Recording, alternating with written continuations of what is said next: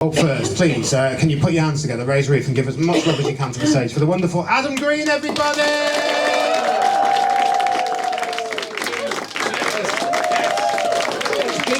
are you not clapping, mate? Come on!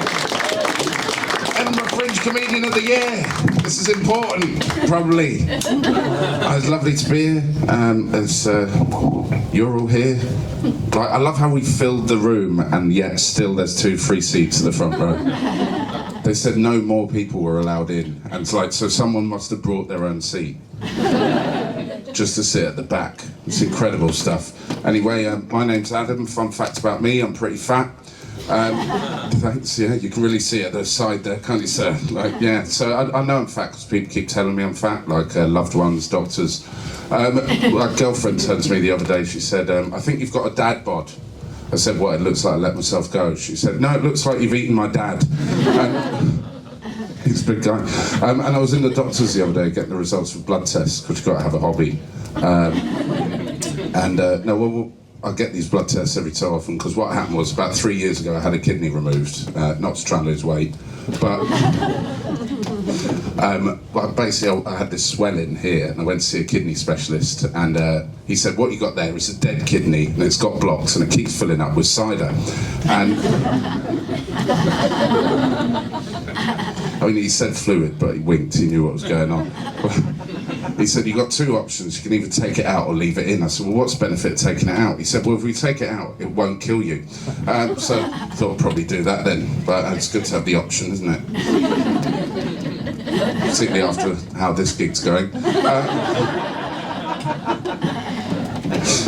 But yeah, so I thought I'd probably get it out, but before I did, I thought I'd just check I can still have a drink. Give me a cheer if you like a drink. Yeah, some of you, that's why you're out in the afternoon, I suppose. But I like a drink, but you can't just ask a doctor, can I still binge drink? So, because, you know, they're going to go like, well, you should never binge drink. Like, we never recommend that. So I thought I'll sandwich it between 2 other questions, just so, you know, it wasn't so harsh for him. So I said, when I have the kidney removed, will I still be able to eat salads, binge drink, run marathons? And he said, yeah, you'll still be able to binge drink. He knew what I was doing. He ignored the other 2 questions. He went, in fact, you'll be better at it because you'll have more room. So I had the kidney out there and then. But it means I've got to go for these blood tests to check on the function of my remaining kidney. So I went to the doctors to get the results, went in, the GP said, right, sit down, look, listen. I'm really worried about this kidney function reading right here. This looks like you've only got 1 kidney. I said, I do only have 1 kidney. He said, really? I went, yeah. He went, no, it's fine then. It's a real doctor. He said, whilst you're here though, I'm really worried about this fat reading. This means you're proper fat. He said, proper? That's not a medical term. It's just being rude. He said, I'll give you an idea. This is like you had a full English breakfast just before you took the test, which I hadn't, which means I've got like resting fry-up blood. You know, just like 1 black pudding going around my system. He said, I'll give you another idea. It's like you had 4 pints of lager just before they stuck the needle in, which I hadn't. I'd only had 2 and a shandy, so it wasn't worried. So he sent me to this website called getfit.gov or something like that, and I put in all my details there, my age, my height, my weight, and it said I was 5 stone overweight because of my weight. And that's how that works. And it said, when you're trying to lose weight, you've got to remember 2 things. You've got to be realistic and you've got to be patient. I thought if I could do either of those things, I would not be 5 stone overweight in the first place. I'm deluded and I'm in a hurry. Instead, I went on YouTube and found this video called How Tom Holland Got His Body for Spider-Man. I was like, yeah, skip straight to boss level. So I put that on, got a can of cider and went, right, let's get fit. So, first thing it said Tom Holland does every morning is he pushes tractor tyres around his garden. And I was like, I can do that. That's how deluded I am. I don't even have a garden. The other thing it said Tom Holland does in his spare time, he does parkour with his mates. Do you guys know what parkour is? Yeah, most of you know. If you don't know, it's like running and jumping along the tops of buildings. You know, like Spider-Man. That's how good you've got to be now in Hollywood to play like a superhero. You've got to be able to do the things they do, but like in real life. Like to get the role of Batman, Robert Pattinson had his parents shot in an alley. And I thought that was a weird detail to include in a fitness video. I'm trying other things as well. I've been trying Ozempic. If you don't know what that is, it's like an injection you have, and it stops you eating. It doesn't stop you having 12 pints every night. And I'm doing that on an empty stomach now, so I'm getting really drunk. They should put that in the ads. People ask me what the side effects are. There's a couple little voms. That's my rap name now. I'm rapping. And it makes too trusting, although the guy who sold it to me said that wasn't a problem. It's quite hard to get as well. They won't give it to anyone. Like, you've got to go through a lot of hoops, and I didn't fit through any of them.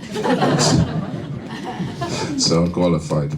Right, on that tepid response, guys, you've been here, and that is more than I can say about a lot of people. Cheers, thank you, guys.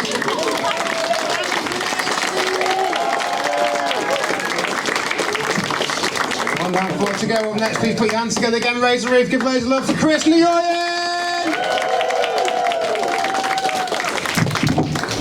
Oh man, what a great crowd! Alright, damn, maybe I spoke too soon. How about we try that one more time? What a great crowd! Oh, that's better. Man, thanks so much for coming out tonight, guys. I actually invited a bunch of my friends to come along. Not one person bothered to show up, so yeah, this really has been the worst birthday ever, you know? What can I say? Now I am feeling pretty good though. I recently got a prescription for medical marijuana. That's right, the devil's bok choy.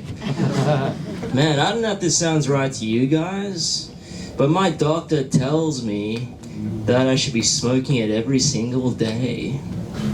Yeah, I'm starting to think that this Dr. Dre is not a real doctor. I'm sorry, that's probably the worst joke you're gonna hear tonight, so I apologize. But man, you guys are a nice crowd, and I say that at every show, but this time I mean it, you know? Yeah, because I've done some pretty rough gigs in my time. I once did comedy at a strip club. Yeah, they didn't ask me to. Just thought, why not give it a shot? Thank you, sir. But, man, I'm a comedian, but I still have a day job. I work in an office. It is the worst, right? Like, have you guys ever worked with somebody and thought to yourselves, how the hell did this person even get hired? Yeah? Yeah, I'm starting to feel like I'm that person because... yeah, most of the time I'm just Googling what my job description is. And it turns out I suffer from a thing called imposter syndrome. Have you guys ever heard of that? Yeah, it's this irrational fear of being exposed as a fraud. And knowing that's been like a huge relief. Because all this time I thought it was more the lies on my resume. Who doesn't lie on their resume, am I right, guys? Who isn't proficient in Microsoft Excel? Yeah, that's the green one. Nice, we got a couple of Excel fans in tonight, love to hear it. So what else was happening with me? Thank you for asking. I did recently make the switch from milk to soy. Yep, hold the applause everybody. Have we got any soy boys in tonight? Where are my soy boys? Make some soy noise, alright? Listen, fellas, you guys might have heard of this. I had a guy tell me that men shouldn't drink soy because it'll cause them to grow breasts. Have you guys ever heard of that? Yeah? Well, first of all, what is the problem with having breasts? Am I right, ladies? That's right, I'm a feminist. And second of all, if I keep on drinking soy, I'll eventually be able to make my own milk. That's right. Teach a man to fish, and you can breastfeed him for a lifetime. Is this how many times? Oh no, it's good to be here, guys. Yep, sometimes you gotta gaslight yourself. You guys know what gaslighting is? Yeah? Well, you probably don't, because if you did, you'd know it's not a real thing. And you guys are just acting crazy right now. Yeah, this joke isn't bad. It's actually really good. Man, it is hard being single. And the main reason for that is I have a girlfriend. And, that's right, it's not a joke. But, man, I do have something to confess, though. I recently cheated on my girlfriend in a dream she was having. And, yeah, I'm as shocked as you guys are. Apparently, I just couldn't help myself, okay? But it's crazy, for the entire week she's been really mad and upset at me. Because even though the cheating might not have happened, the feelings were real. Now, the way I kind of see this whole situation is, if I'm already doing the time, why not just do the crime, you know? Because, hey, that's just the type of guy I am. I make dreams come true. So, listen, you guys have been absolutely fantastic. I'm at a disadvantage because when you guys are voting, none of you will know how to spell my last name, so just put the Asian guy. God bless everybody in here, and I hope you guys enjoy the rest of the show. Peace.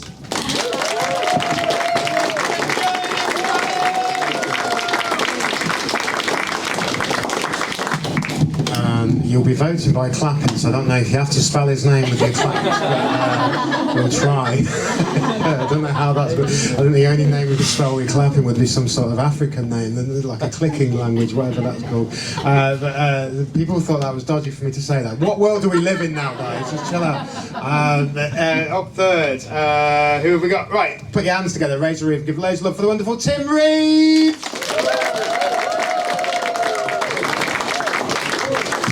Hello, this is a pretty crazy show, do you not agree? This sounds kind of wild. I save these seats for my family, but I don't know what's going on. The animal kingdom's crazy, don't you think so? It's pretty wild out there.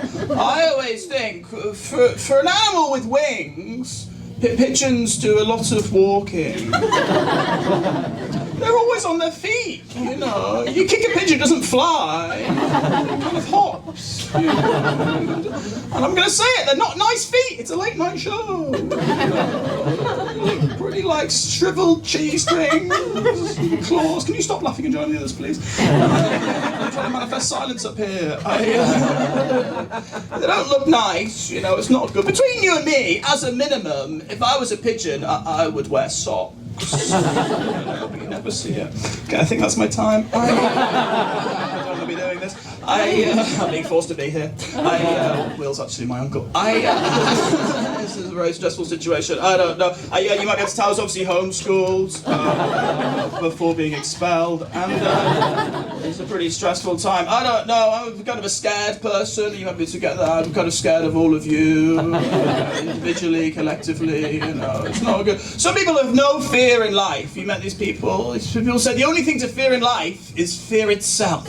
You know this? I feel like whoever came with that phrase has clearly never sat next to an American on a train. A stressful thing of all time. I'm trying to hide under the seat to avoid them asking me how I am. I don't know. I'm trying to leave while they take a selfie with the plug socket. He's at home. No. Oh God, there's a lot of illness going around at the Fringe. I started it. There's a lot of ambulances around. It's pretty wild. You know, we're always like driving really quickly and stuff. I think someone maybe needs to get all of the ambulance drivers together in a room and say, you know, maybe you'd be in less of a hurry if you left a bit sooner. Pack your bag the night before. There's too much traffic, take the train. I feel like the ambulance could learn a lot more from the hearse. Very slow vehicle, beautiful, majestic, beautiful big window in there. No secrets in the hearse. The ambulance, what's going on? People don't know. On top of the hearse, house who's got beautiful flowers. People don't realise they're actually free to take. I've got a lot of them in my bedroom. It's mainly M's and D's, but okay, still not finished. Oh, this is so stressful. I don't know what's going on. I don't know if you could tell, I had a haircut recently, which is pretty exciting. I had a haircut. The hairdresser was a pretty exciting trip for me. Went to the hairdresser, the guy sat next to me, and the hairdresser had clearly made a very serious mistake. Because the hairdresser said to him, well, what are we doing with your hair? And he said, well, I'm thinking of growing it. If you guys know how hair works. It was in the wrong place. The hairdresser didn't miss a beat though. The hairdresser said, what we'll do, we'll take a few inches off now, 6 weeks time, you come back and we'll tidy it up. That is what you call a scam. The thing is, this guy knows how to grow hair. He's been doing it all of his life. What he lacked was patience. I thought I had to tell him this, so I picked him up by the lapels. He's wearing the gowns, I had to turn him around. I said, you need to go home and have a very big sit. I'm trying to give you some advice. The hairdresser didn't like this. He said, please leave. It's my last opportunity being my favourite hairdresser. In my hairdresser there are 2 doors. There's a toilet door and a mystery door. I've always thought I want to go in the mystery door. It's my last opportunity. I went in and that was a big mistake. It was a horrible scene in there. There was a queue of bald men standing in front of a very big bag of hair. They were covering themselves in PVA glue and doing Backstreet wigs. Fish to spend all of their life in water, yet they still smell. Something's wrong, too much of a good thing. That's why synchronised swimmers wear nose clips. They reek, No, okay, I'm going to tell you one more thing, and then I'll start again. The Fringe is pretty wild, it's pretty crazy. People from all around the world are at the Fringe, which is people say, everyone from all around the world, people have got nothing in common at the Fringe. I don't think that's true. I think everybody at the Fringe does have something in common. I think everybody at the Fringe, the main thing they have in common is when everybody is outside at all times of the day, absolutely every single person is in the way. Very occasionally one person thinks they're not in the way, and that person is the most in the way. I'm very stressed about being in the way. I'm pretty sure I'm in the way right now. It's a beautiful sign. I don't know. I had a very stressful situation the other day because there was someone standing in front of me, so they were in the way of me, and I looked behind and I was actually in the way of someone else. And I was very stressed because I was in the way of this person and this person in the way of me, and I didn't know what to do because there's rules. And I had to tap the guy in front of me in the shoulder, excuse me, like you're in the way of me and I'm in the way of this person. It's really awkward. And he looked at me so strange. He went, no, we're in a queue. And why are you here? You've got hair. Okay, well that's some information. My mum's going to pick me up, but my name's Tim Reeve and I'll see you later. Bye.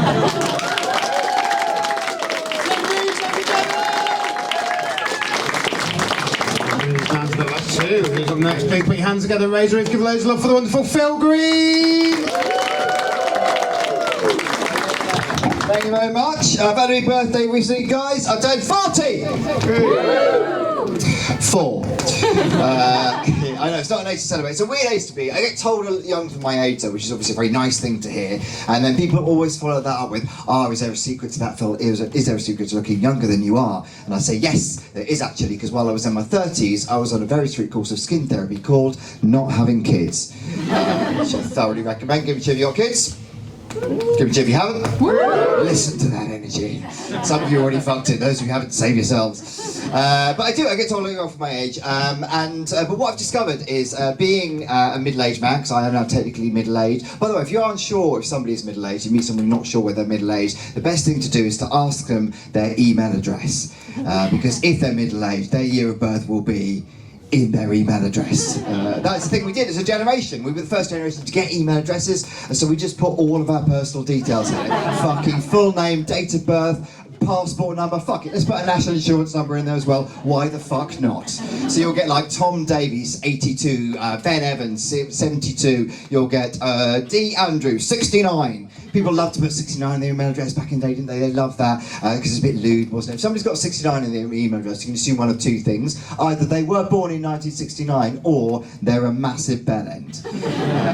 But being middle-aged doesn't mean I've got my year of birth in my email address. So I'm Dr. Schlong 1981 at hotmail.com. anyone wants to drop me an email. But what I've discovered is being middle-aged with no kids in the spare room means that your home becomes something of a halfway house for your divorcing friends. They just keep turning up at my door. I've had 3 of them stay with me in the last couple of years. They just turn up with their bags. They're like, she's kicked me out. And I'm like, well, what did you do? And they're like, nothing. And that's usually the problem. Sometimes they go, hey, we'll have to go and find them on the side of a road or crying in a garden centre somewhere, right? And my dog hates them staying. My dog is a rescue dog. He doesn't like other men being in the house. Give me a cheer if you've got a dog. Yeah, okay, if you dog people in. Do you guys watch dog rescue videos on social media? Yeah, right, I'm addicted to them. I love them. If you've never seen a dog rescue video, they're amazing. It's essentially where these dogs get abandoned and these rescue organisations, they go out and they sort of build the trust of the dog and they capture the dog and they take the dog in and then they sort of rehabilitate the dog over the course of a few months and then they rehome the dog. Well, I do that with middle-aged men. The British Transport Police have got me on speed dial. They call me up and they're like, oh yes, hello Phil, we've got a mid-40s male crying at the wheel of a 2008 Skoda Octavia parked in a lay-by on the A24. Is this one of yours? And I'll be like, well, can you describe him? Well, he's bald and he's wearing a fleece. And I'll be like, that doesn't narrow it down. Anything else? Well, he keeps winding down the window and shouting at other drivers. I'm like, all right, well, what's he shouting? Well, he's shouting, you knew, you all knew. I'm like, yeah, that's one of mine, I'll come get him. They have to drive out to where the divorcing man has been abandoned. They're very vulnerable. They don't. The first time they've been out on their own in the wilderness for years, they don't know where they are, they don't know what they're doing. If you are ever in that position where you do have to go and rescue a divorcing man from the side of the road, always approach from the front. Keep your hands where they can see them, okay? That's very important. If you're wearing a wedding ring, take that off. Very important, okay? You have to build the trust of the divorcing man. What I do is I take a packet of pork scratchings and I lay a little trail of pork scratchings between me and the car door. You can use any pork-based products, Scotch eggs, pork pies. I use pork scratchings. And then I'm like, come on, Dave. Wind the window down, mate. Do you want a pork scratching? Hey? Do you want to come back to mine? Hey? I'll put on some old episodes of Top Gear. Yeah, you'd like that, wouldn't you? What about the episode where the boys offended everyone in Argentina? It was a classic episode, wasn't it? I know, that's right, Dave. Back when middle-aged men could say whatever they wanted without repercussions. You could say anything you wanted back then. That's right, Dave. It was a different time. Let's go back to mine and get really angry about that, shall we? Come on, off we go. It is incident self-reflection. You're right, Dave. Come on, back to mine. And then we take them back, and me and my wife, we put them through a 3-month rehabilitation process, so we get their jabs, of course, sign them up to a triathlon. And reclothe them, because you can't let a middle-aged man who's been out the dating game for 20 years reclothe himself. He will gravitate towards Mountain Warehouse. And once they've gone through that process, then we put them on a rehoming website called Hinge. It's been very successful so far. But we need to stop this happening, right? Because, like I said, my dog doesn't like other men being in the house. My dog doesn't like other men at all. Loves women a little bit too much, if I'm honest with you. Middle of last year, we had a bit of a problem when my dog kept humping the legs of women, right? It was quite embarrassing. I do the morning walk and he kept randomly running up to women in the park and humping their legs, right? And I didn't know what to notice. First of all, I had a dog, I didn't know what was going on. And there's a lady in the park who's like the park czar. Her name is Kathy. She's lived in the area for like 30 years, right? And she oversees the park. No one's asked her to do this, she just does this, right? She follows people around, getting them to pick up their poo, that sort of thing. Same with dog owners, she does that as well. And one day she came up to me and she said, Phil, do you know why your dog is doing that? And I said, no, I don't, Kathy, but it is a nightmare. She went, well, my dog was doing that for a while. I said, well, what was the reason? He said, it's women that are menstruating. I was like, what? He said, yeah, it's a thing that certain breeds do. And I had a problem with it, but I managed to solve it.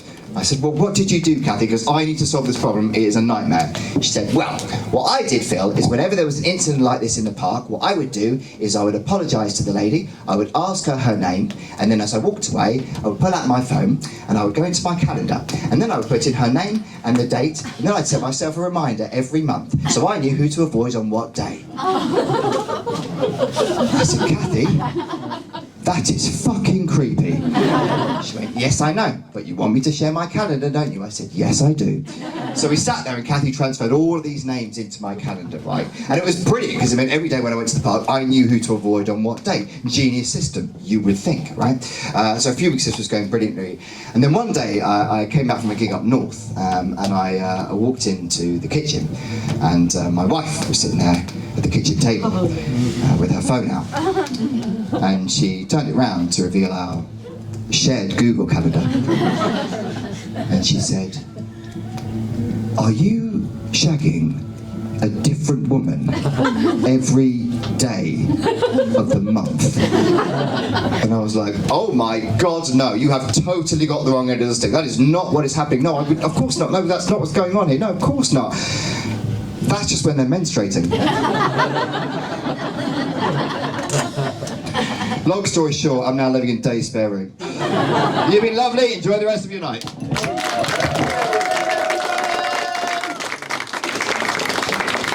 Brings us to our final act. So for the final time, please put your hands together. Give loads of love to the stage for the wonderful Aaron Wood.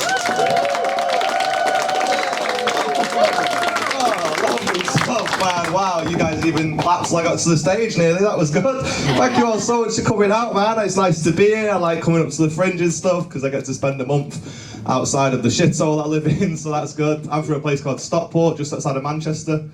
Okay, good, we got some smackheads in, that's cool. That's my people. Are you from Stockport yourself? No, you're just really supportive, fair enough, appreciate that. It's horrible, it's not a nice place to be from at all. I've moved here with my girlfriend. When we got together, she was my type, she's not anymore.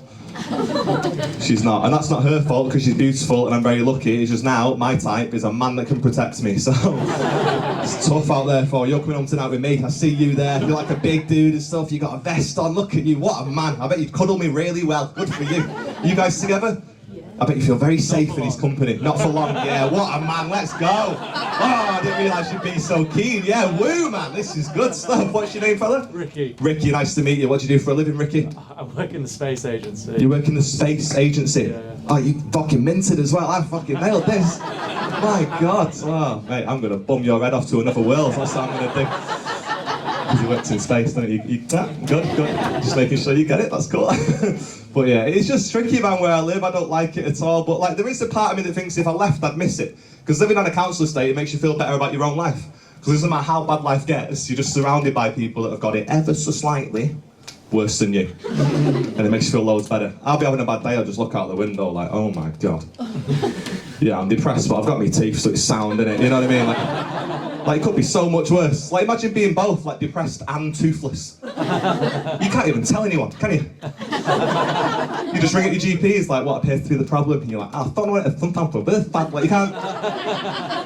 Okay, some of you like that joke, the rest of you got no teeth, I think. I don't know.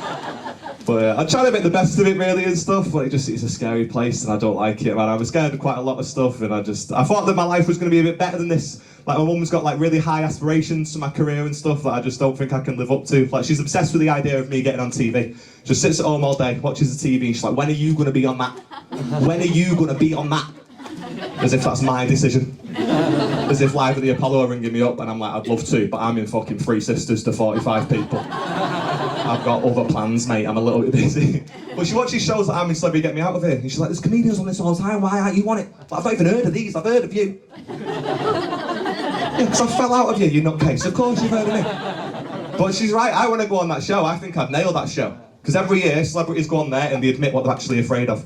It's so stupid, they go on like, what am I afraid of? I'm so glad you asked. I'm really afraid of like spiders and heights. And before you know it, they get thrown out of a helicopter into a pit of spiders, and they're surprised by that conclusion. It's so stupid. I'd love to get to a level in stand-up where they ask me to go on that show. And they're like, oh, what are you afraid of, Aaron? Oh, me? Supermodels and cheese toasties, that's what I'm afraid of. It's absolutely minging. Don't bring them anywhere near me, I take that. And I've also got this really weird thing as well where it scares me so much. Anytime a tongue comes in my arsehole, I just like freeze up and have a panic attack. Like, God, make sure the public doesn't vote for that. Seriously, you see me on that show, don't vote for me in the cheese toasty rimming trial. What a bad morning. I like that joke, it separates the room between like the rimming fans and the non-rimming fans. If the non-rimming fans can all sit on that side so I know who to play to, that'd help me out. I like that joke as well, it's one of my favourite ones. The reason I love doing it is you guys might not remember me for the rest of your life. You might just leave this gig tonight, you'll forget I ever existed. But in 4 years' time, you put on ITV, and I'm getting rimmed live. You will think of this night, okay? You'll be sat like, babe, I am so happy for him, that's so good. He's finally achieved his dream, you know? Good for him. So stupid. But I don't know. I didn't know life would be like this. I've got big hopes in my own career and stuff, but I just don't know if it's going to happen. Because you got to understand, I was like really delusional. I come from such a working class background that we never like went to the theatre or anything. So I thought the only comedians that ever existed were like the Michael McIntyres, like Peter Kays of the world. So I thought that was what stand-up was. So I just like thought I'd start and just immediately be at the O2. Like I'm so delusional, right? But I just do some dreadful gigs. Like you guys seem like lovely people, but not every gig's like this. Like I did a gig once and I got speaking to a couple on the front row and the girl was 19 and he was 27. And they've been together for 5 years. Now, I don't say mathematicians in the room, right? But there was that night and the arse just fell out of the gig, okay? I had no idea what to do, man. I was like 2 years into stand-up at the time. I'm not equipped to deal with a paedophile on the front row. Like, that's a lot to deal with. But I just want to come on and tell my shitty little jokes and now still am on Facebook Live like, oh my God, we've caught one. Who are you here to meet? Who is it? I'm sorry for doing that to you. But you bossed that reaction though, because the guy did not laugh on the night. He did not find it funny one bit, man. It just got really awkward and tense in the room, and I thought, I'm just going to have to keep talking to him, find out more about him, and hope the audience forgets. So I was like, what's your name? What do you do? He said, I'm Ricky, I work in space. It was really, really odd, man. But yeah, I don't know, man. So sorry, mate. But yeah, I'm just trying to figure it all out and stuff. I've got a girlfriend and that's going well. She's great, I love her to bits. I worry that I'm not her type quite a lot though. I worry about that loads. Because my friend asked me a question recently, he goes, would you have a threesome with your girlfriend and her celebrity crush if it meant you got to have a threesome with your girlfriend and your own celebrity crush? And I didn't know how to answer. Because to me, it entirely depends on who that celebrity crush is. And I made the mistake of going home and asking my girlfriend who her celebrity crush was. And she said Stormzy, and just immediately, no, okay? Absolutely not. I started to cry, okay? And just for any sort of slightly older generation in the room who don't know who Stormzy is, he looks loads like me. We are very similar, okay? Well, so I was like, oh, Stormzy. And she goes, yeah, it's just the type of guy I'm into. I was like, oh, okay. Is that the only type of guy you're into? Because there might be some issues if it is. Because it's perfectly acceptable to be attracted to whoever you're attracted to. But the problem with what she said is she made it seem like it was him, only him, no exceptions. So she tried to fix it. And the only thing she could think of was to try and convince me that I'm a little bit like Stormzy as well. It didn't work, right? She was sat there like, oh, I just like guys that are like confident and stand on stages. That's the appeal. Which would be absolutely fine, but he does it at Wembley Arena, okay? And I'm doing it in a room. Well, I don't need the mic really, do I? That's not the same thing, is it? He does it at Wembley fucking Arena. I'm doing it in the attic of a shit pub. That's not the same. Like, do you reckon Stormzy's ever done a gig like this? Do you reckon Stormzy's ever come out on stage and just immediately started flirting with a man for no reason? Do you reckon that's ever happened? Probably not, man. Anyway, this has been loads of fun. My name's Iron Wood. Thank you so much for listening to me. Take it easy.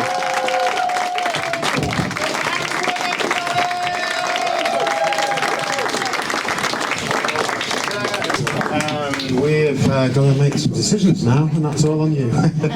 So what we're going to do is I'm going to bring all the comedians out to the stage. We're going to cheer for them all, by the way. I'm going to ask you to cheer for each one of them, but I want you to cheer for everyone that I asked for, and then just cheer a little bit louder for the one that you prefer and that you'd go through, the one you enjoyed the most. That's I think, the fairest and nicest way and less brutal way to do this. So please, first of all, put your hands together for all the actors that made their way back out on the stage.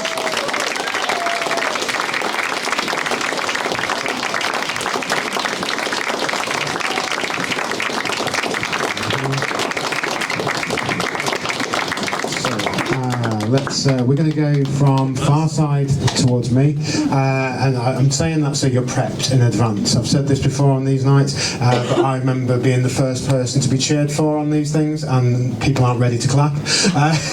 So I want you to be ready. I'm going to say Aaron's name in a minute.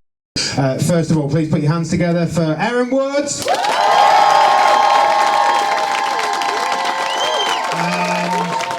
And put your hands together for Phil Green. Put your hands together for Chris Oyen and for Tim Reeves and for Adam Green. So obviously I think Aaron Wood's the winner tonight. Thank you very much, Aaron. Let's give all a huge round of applause, guys. Well done to Aaron.